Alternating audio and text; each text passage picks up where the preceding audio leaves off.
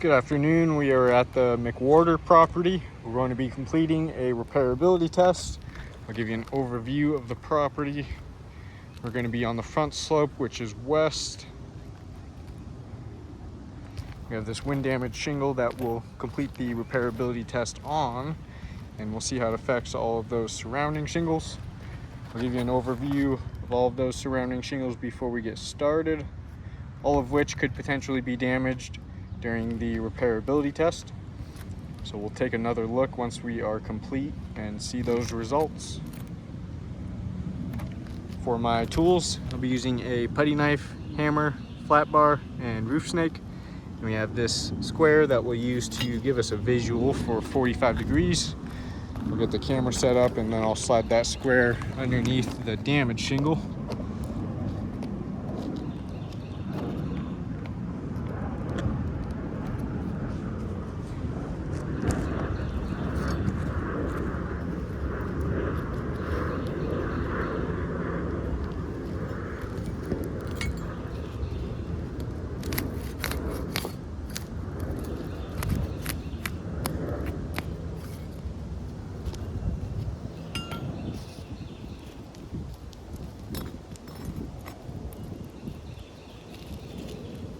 So that'll be 45 degrees right there, and then any of those shingles that we'll be lifting up during the repairability test, we'll keep them at 45 degrees or below. Start by getting all of these shingles unsealed. We'll use the putty knife to unseal the top shingles.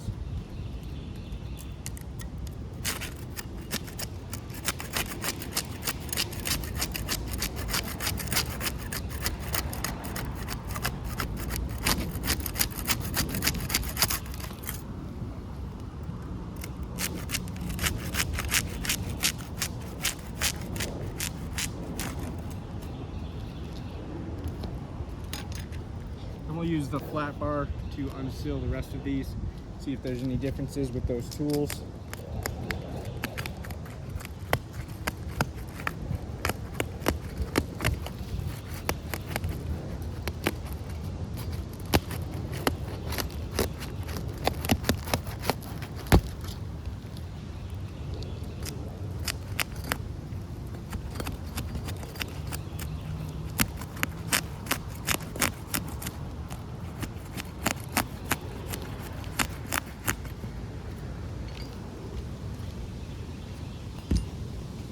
All right, got all of those unsealed. We'll start removing these nails now.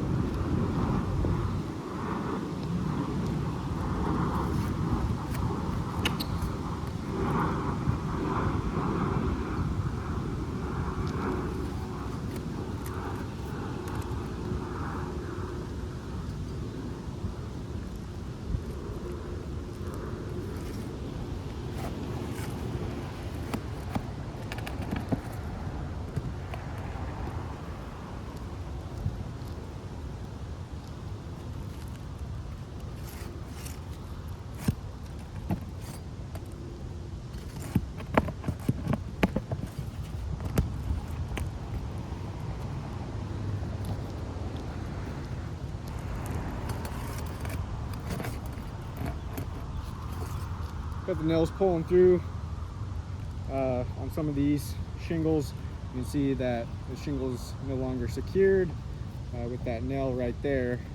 That nail just pulled through the shingle while we were trying to remove it. And that's going to be damaging those shingles as the nails are pulling through. We'll be fracturing the matting on the shingles. We'll take a closer look at all of those at the end.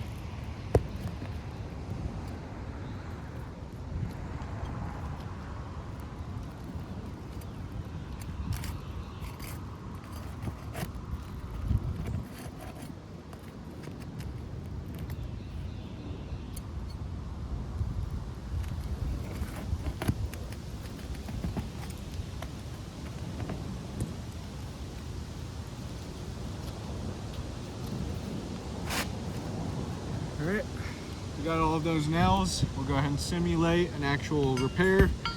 To do that, we'll just slide that damaged shingle all the way out and then slide it back in. That'll be doing everything that you would.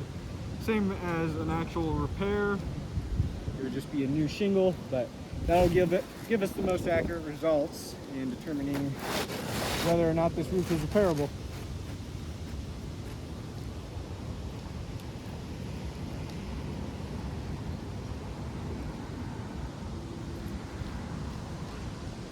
All right, we got that shingle back in place. Start getting some nails in there now. We'll be using the roof snake to drive those nails in.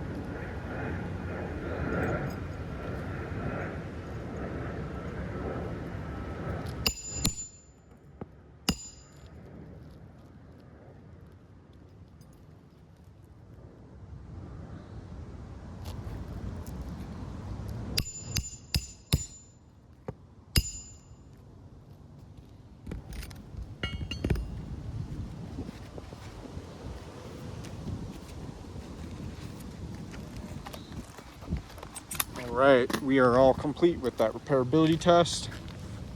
I'll give you another overview of all of those surrounding shingles.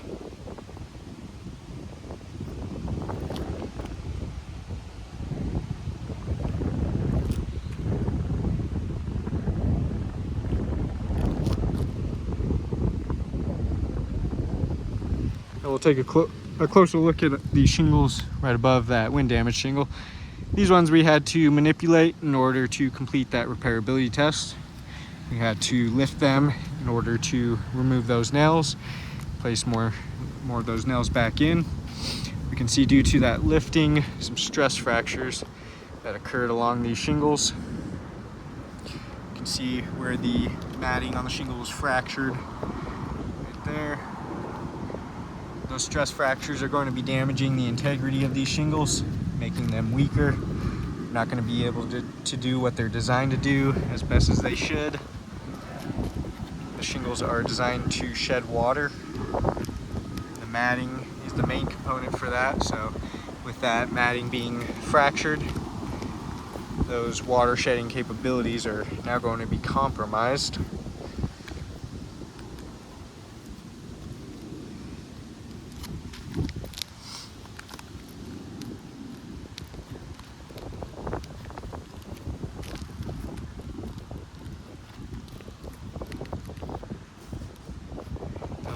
Take a look underneath. We had quite a bit of mat transfer as well. It's Looks like we got a tear in this shingle. These shingles are very thin and brittle, so very easily susceptible to tearing like that, which that would have occurred when we were unsealing those shingles. We can see some real bad mat transfer right here. You can see a large chunk of matting that was torn off the top of that shingle. We can see where it stuck to the bottom of that shingle, and that's going to be leaving all of that exposed fiberglass. We can see there it'll be damaging shingle 4. You can see it's on the top of shingle 4. So that'll be damaging the integrity of those shingles, as it is tearing a large piece of matting off of one shingle. As we can see, we got some more small pieces of mat transfer there. You can see it came from the bottom of that shingle.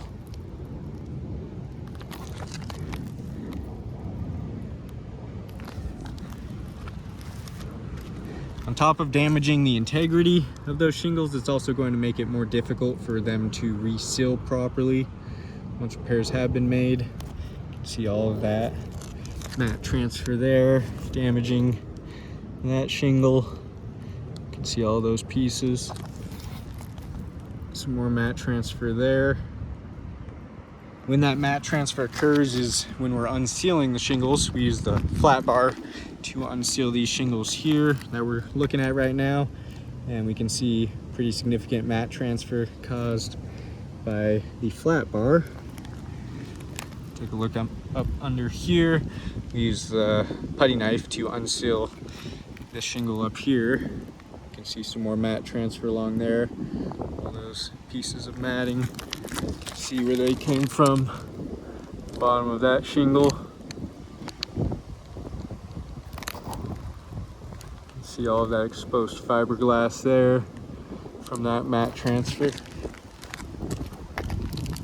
Some more mat transfer here. You can see this is where we had the nail pull through.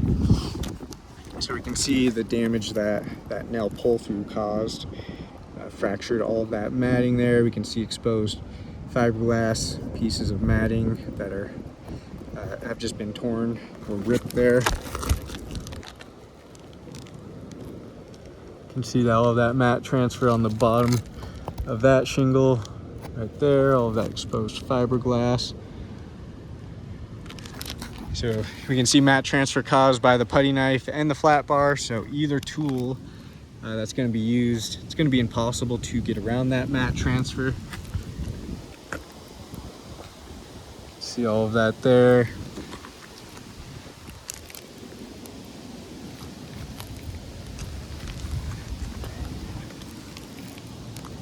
Mat transfer there from the putty knife. See a pretty big, few big pieces of mat transfer along there. And we can see all that exposed fiberglass right there. And you can feel the shingle. We did not have to lift over here to remove any nails. We can see that damaged shingle ends right there. So we only had to lift this side of the shingle, and we can feel where it's considerably much weaker, much more weaker on this side of the shingle. Compared to this side of the shingle, you can feel it's much stronger, as that has not been lifted very high. So I just wanted to show the difference. We can feel that's very floppy over here. You can see that damage to the matting there. So with all of those damages, those stress fractures and mat transfer, you can see that we had those damages to shingle 4, 5, 6, 7, and 8. So we have 5 additionally damaged shingles, just from if we were to repair one wind damaged shingle. Those damages are going to be caused for potential water intrusion, so I do not believe repairs are feasible to this roof, as any repairs completed on this roof are going to be left in a similar condition to this, and this insured will have potential leak hazards all over their roof anywhere those repairs are going to be completed. On top of that, they're going to have an additional 5 damaged shingles for every 1 wind damage shingle repaired. I do not believe that would be indemnification, leaving the insured with more damaged shingles than they previously had, along with all of those leak hazards. So I do not believe this roof is repairable. I will chalk up all of those damages and get some better pictures of those. Thank you for your time.